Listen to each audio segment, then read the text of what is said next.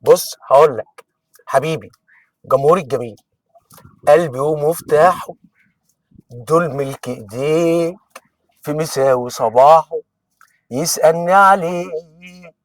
قلبي ومفتاحه مفتاحه دول ملك ايديك، قلبي ومفتاحه دول ملك ايديك، في مساوي صباحه مشغول بيك.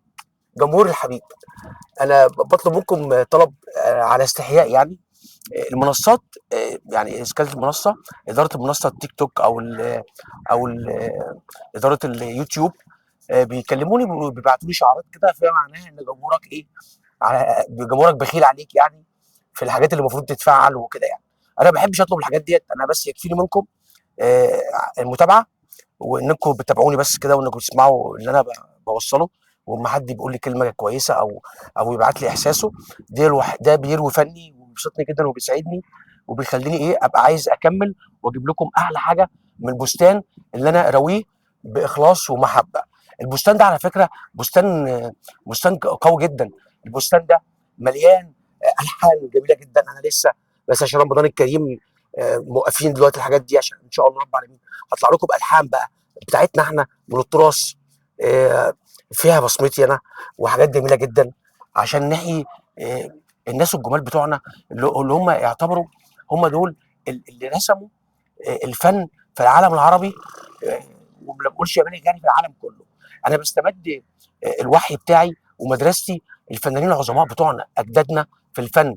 الفنان بليغ حمدي، الفنان العظيم آه، الفنان محمد عبد الوهاب، السنباطي، الناس اللي هم رسموا الفن في بلادنا دول، دول انا بستوحي منهم كل حاجه، اكاد اكني عايش معاهم. انا بستدعيهم وبعمل معاهم لقاءات.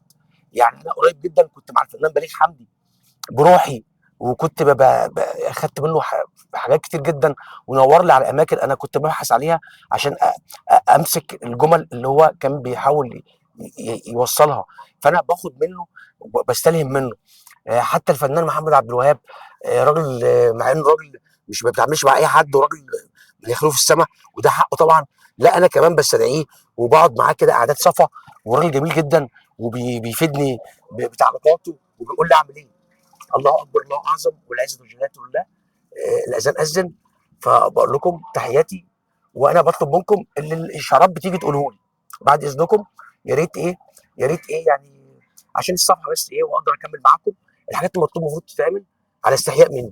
يا ريت، يا ريت يعني مش عايز اقول تدعموني بقى واحس ان انا ايه، يعني بتسول احساسكم بصراحه كده. لا انا ما بحبش كده.